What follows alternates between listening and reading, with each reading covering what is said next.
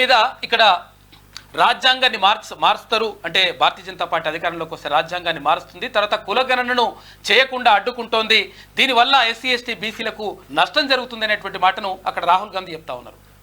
మరోవైపు ఒకవేళ మేము ఇండియా కూటమి కనుక అధికారంలోకి వస్తుంది 4వ తేదీన ప్రమాణ స్వీకారం చేస్తాం, అయితే అప్పుడు అధికారంలోకి వచ్చిన తర్వాత మహిళలకు ₹1,00,000 తమ అకౌంట్లో వేస్తామని చెప్పేసి అక్కడ రాహుల్ గాంధీ చేసినటువంటి వ్యాఖ్యలు చూసుకోవచ్చు.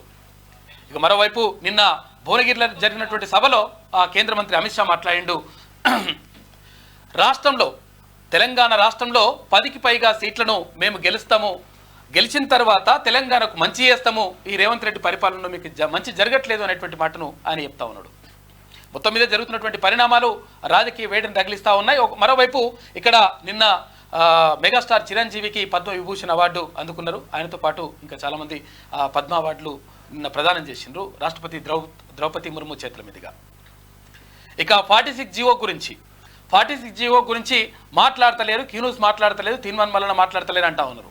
చాలామందికి అంటే మిత్రులకు చాలామందికి తెలుసు, కాకపోతే ఏంటంటే కొంతమంది తెలియని మిత్రులు ఎవరైతే ఉంటారో వాళ్ళని పక్కదో పట్టించేటువంటి ప్రయత్నం చేస్తూ ఉన్నారు. 100% 46 జీవో గురించి తీన్మాన్ మల్లన ఇప్పటికే ముఖ్యమంత్రి రేవంత్ రెడ్డి గారికి నివేదిక ఇచ్చిన తర్వాత ఎవరు ఆ కమిటీ కూడా అంటే ఒక కమిటీ చేసిండ్రు, ఆ కమిటీ కూడా మంచి నిర్ణయం తీసుకుంటుంది, త్వరలో నిర్ణయం వెల్లడిస్తుంది.